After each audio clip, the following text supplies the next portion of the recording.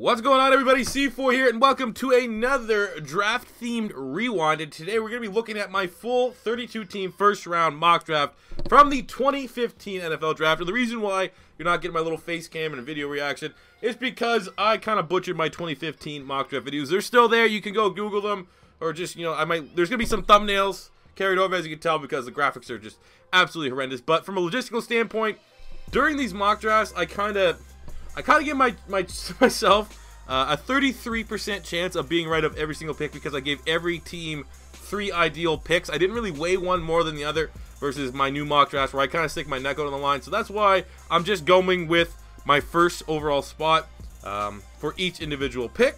Hopefully that makes some sense. We're going to go through it and see if I look like a smartass or a dumbass when all is said and done. And without further ado, jumping into the first pick, the Tampa Bay Buccaneers selected Jameis Winston, the quarterback from Florida State. And I had them mocked with, actually we'll go with who I mocked. I mocked them getting Jameis Winston and ended up selecting Jameis Winston.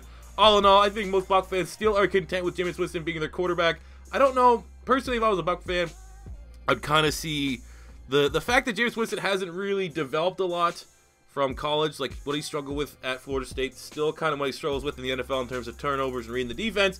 Maybe it's your coach, maybe Dirk Cutter's not as good of a QB mind, maybe bring in someone new, someone fresh to try to retool and get Jameis to turn that curve. But all in all, still a very happy pick for most Bucs fans. Pick number 2, the Tennessee Titans. I had them selecting Leonard Williams, the defensive tackle from USC, who I thought was the best player in the draft. They ended up going with Marcus Mariota. Now, the only reason why I didn't go with Marcus Mariota, he was one of my 3 options, was because I was hard-pressed that the Titans were going to trade out of this pick, either with the Jets or with the Philadelphia Eagles, because we had Chip Kelly at that time who had a hard-on, reportedly, to get Marcus Mariota, offering, I think it was Fletcher Cox, some other player, and pretty much 3 first-round picks, or something crazy like that. But I think Titan fans, again, much like Marcus Mariota, they definitely would rather Mariota than Williams, but Mariota, kind of like Jameis Winston, has kind of stunted his growth a little bit. Again, I do believe that the new trend is going to be getting the QB guru, the guy with the quarterback background, as your head coach, and not like Mike Mularkey. What is he? Offensive line coach or something like that, defensive line coach. But ultimately, Titan fans are still happy with the Mariota pick, even though Leonard Williams is still a really, really good player. Debatably the best player on the defensive side of the ball from this draft. Going to pick number 3 for the Jacksonville Jaguars, I mocked them Dante Fowler from Florida. They ended up selecting Dante Fowler from Florida. Obviously, that year, I don't know what he did, but he had a season-ending injury. And ever since then, he kind of had a slip-up in the offseason this year, but when he's on the field, he's been a productive defensive end. I think he got 6 or 7 sacks this season as part of a very, very terrifying Jags defensive front. And when all is said and done, I think he might give them some cap flexibility, even though they have really good cap space for one of those more expensive players than defensive line. Fowler can take over. But, maybe the Jags might have looked elsewhere in the draft, like a Leonard Williams might have been better. Todd Gurley, Melvin Gordon, Marcus Peters, something like that, like in hindsight. But ultimately, I think Dante Fowler at 3, you could have done a lot worse. Going to pick number 4 for the Raiders, I mocked them Kevin White, the wide receiver from West Virginia. They ended up going with Amari Cooper. Wasn't a big fan of really either of these guys. More so Kevin White because I thought he just had like a boomer bust season. He had one big year. And then I really always thought Amari Cooper didn't have the greatest set of hands. Ultimately, of those 2 wide receivers, even though Cooper has had much more ups than downs, this year's kind of been a down because he had those drops. I think most Raider fans would take, in this scenario, Amari Cooper 10 times out of 10 over Kevin White. Is Kevin White good? Has he even played a game yet?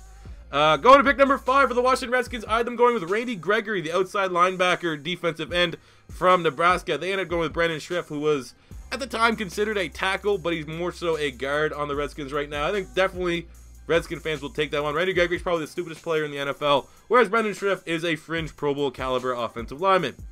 Going to pick number 6 for the Jets. I had them going with Marcus Mariota. They ended up going with Leonard Williams. Obviously, Marcus Mariota was selected at pick number 2, so that would never happen in this scenario, even though I thought it was going to be a trade. Like, Mariota wasn't going to fall to 6. I just thought there'd be a trade going on. But they ended up going with Leonard Williams. Leonard Williams is probably my favorite player of that draft class, and he's debatably been the best player on the Jets since he's arrived. So that's a very good pick for the Jets, even though that's actually a hot topic. If there's any Jet fans, would you rather Marcus Mariota or Leonard Williams at this given point? Probably Mariota, but whatever. Moving on. Pick number 7, the Chicago Bears. I had them going with Danny Shelton, the defensive tackle from Washington. They ended up going with Kevin White, the wide receiver from West Virginia. I mean, it's very easy to fall in love with the prospect that was. Kevin White had an insane season. Video game type numbers. He was 6'3", ran the fastest 40 time. They needed wide receiver help, but he is You know, I don't know. Maybe for this 2018 season, they still need wide receivers. If he can get healthy, he could be like the feel-good Nelson Aguilar for my Eagles this year kind of story. If I'm the Bears, I probably wouldn't give up on him yet. But at this given time, Danny Shelton has emerged as a very solid starting defensive tackle. You probably would take Danny Shelton, who would fit right in there on that 3-4. Then again, moving on from John Fox, they might switch to a... I think they have to stay with the 3-4. They have too much personnel there. But they could switch to a 4-3. But either way, I think you'd rather Danny Shelton than Kevin White. Go to pick number 8, the Atlanta Falcons. Either going with Shane Ray, the defensive end from Mizzou, and they end up going with Vic Beasley, the defensive end from Clemson. Now, if Leonard Williams was my favorite player in the draft, my second favorite player, or 1B, I really had 3. But for my second favorite defensive player, Vic Beasley was right there with Leonard Williams. I was a huge fan of Vic Beasley at Clemson. And out, Falcons, he got 15 sacks out of him 1 year. Very one-dimensional, though. He was much more of a pass-rushing specialist. Even though in 2017 his sack numbers went down, he became much more improved against the run and a more complete defender. So you're definitely taking Vic Beasley over Shane Ray. Even though Shane Ray's solid, you know, kind of lost a little bit amongst the depth chart on the Broncos. When he does play, he's been pretty productive. I think he's probably, you know, ideally, if you look at their depth chart, a starter, but he hasn't get a whole lot of snaps. I don't recall. I could be wrong on that one. Go to pick number 9, the Giants. I think going with Andres Pete, the tackle from Stanford. They end up going with Eric Flowers, the tackle from Miami. I think ultimately both these guys are incredibly cold with a little bit of hot, still trying to find their niche, so I'd say this would be a tie. Pick number 10 for the Rams. I think going with Amari Cooper, the wide receiver from Bama, who was already off the board, and ultimately they went with Todd Gurley. Now, this is an odd thing because everyone knows I am a Gators fan, but I've always been a massive fan of Todd Gurley. I'm actually going to order a Todd Gurley jersey in because it's, you know, it's tradition in my fantasy league that I won. They usually get the cheap China jersey of the MVP of your fantasy team, and without a doubt, it goes to Todd Gurley, who was a monster in the fantasy playoffs, like 40 points a week. And I think the Rams, it was surprising because Gurley had that big injury that someone's going to gamble on him, but if you did gamble on him, you're probably getting a stud. I didn't think he'd go this early, but I think Ram fans, even if Amari Cooper was still on the board, you'd much rather Todd Gurley, who very well might be the 2017 NFL MVP. Going to pick number 11, the Minnesota Vikings. I have them going with Trey Waynes, the corner from Michigan State, and they actually ended up going with Trey Waynes. And, you know, he's another guy, maybe once Terrence Newman decides to hang it up, you'll get a little bit more clear picture where he's at. But I think he's serviceable.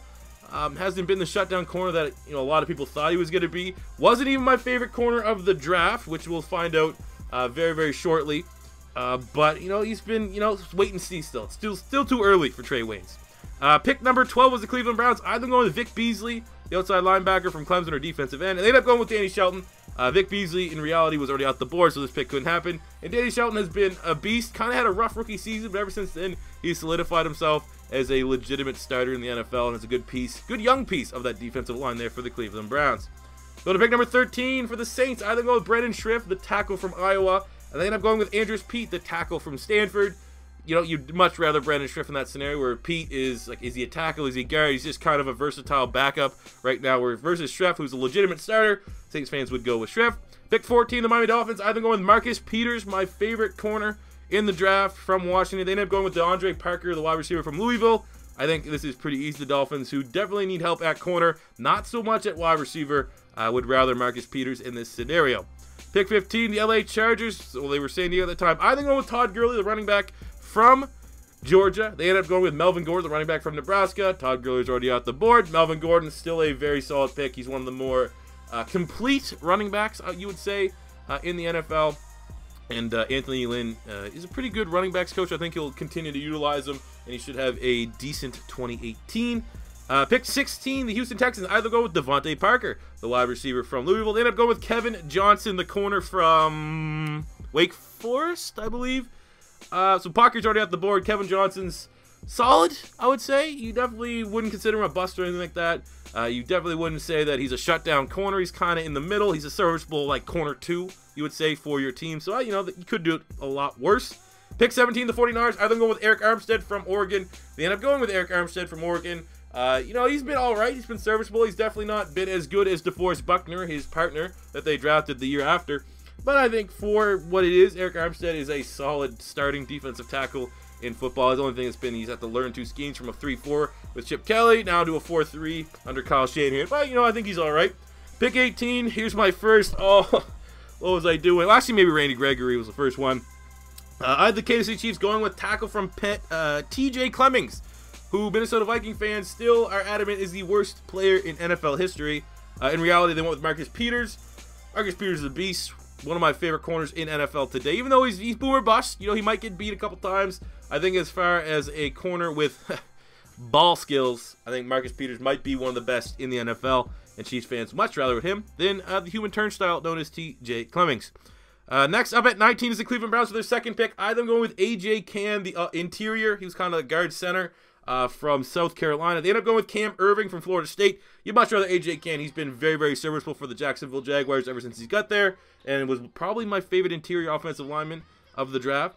Pick number 20 is my Philadelphia Eagles, and I had them going with Landon Collins, the safety from Alabama, who they passed on to get Nelson Aguilar. Landon Collins was a legitimate MVP on the defensive side of the ball in 2016. 2017, you know, the whole Giants team sucked. And 2017 was actually a great year for Nelson Aguilar. I think most Philadelphia Eagle fans in this scenario would still take Landon Collins, but at least Nelson Aguilar's made that drop-off a lot less closer, or a lot less worse, potentially, between the two, because he had a breakout season with 8 touchdowns here in 2017. But I think I'd still probably rather Landon Collins. Going to pick number 21, the Cincinnati Bengals. I then going with Cedric Abouye, the tackle from Texas A&M. They actually ended going with Cedric Abouye from Texas A&M. You know, not the best of picks. I was right. That's all we can say about this. I called it. Moving on. Going to pick number 22, the Pittsburgh Steelers. I then going with Bud Dupree from Kentucky. They ended up going with Bud Dupree from Kentucky. And he's definitely not as consistent as you would like to really be a legitimate starter. But when he does play in a rotational role, he's very, very good. And I would assume as a starter, he's definitely adding the more consistency that you can envision that linebacking core of TJ Watt on one side and Bud Dupree on the other for the foreseeable future for the Steelers. So I think they're happy with that pick. Pick number 23, the Denver Broncos. I had them going with... I can't find out who they went with. My notes, literally, I guess I skipped it. How unprofessional. But they eventually traded up to this pick so they could select Shane Ray. Like I said, you know, after DeMarcus Ware kind of retired, he's had a more, you know, direct role on the defense. So I think they're happy with that. Pick 24, we had the Arizona Cardinals. I had them going with Lael Collins from LSU. We all know his draft stock went plummet because there's rumored about like involved with an ex-girlfriend murder or something like that. They ended up going with DJ Humphries from Florida. Literally, I have no idea how well DJ Humphries has been doing for the Cardinals. I'm going to assume not that great. Moving on to pick 26, we had the pick number 25. We had the Carolina Panthers, and I had them going with DJ Humphries from Florida. They ended up going with Shaq Thompson, who was a hybrid from Washington. No one knew if he was a safety, linebacker, or even running back. He played all 3 of those roles at the University of Washington, but now as an outside linebacker along with Luke Kuechly and Thomas Davis, very, very good. Maybe one of the best linebacking cores in football. Pick 26, we had the Baltimore Ravens. I had them going with DGB, Dorial Green-Beckham, and they actually went up with Brashad Perriman. Perriman's at least still on the roster, so I guess you'd give the nod there.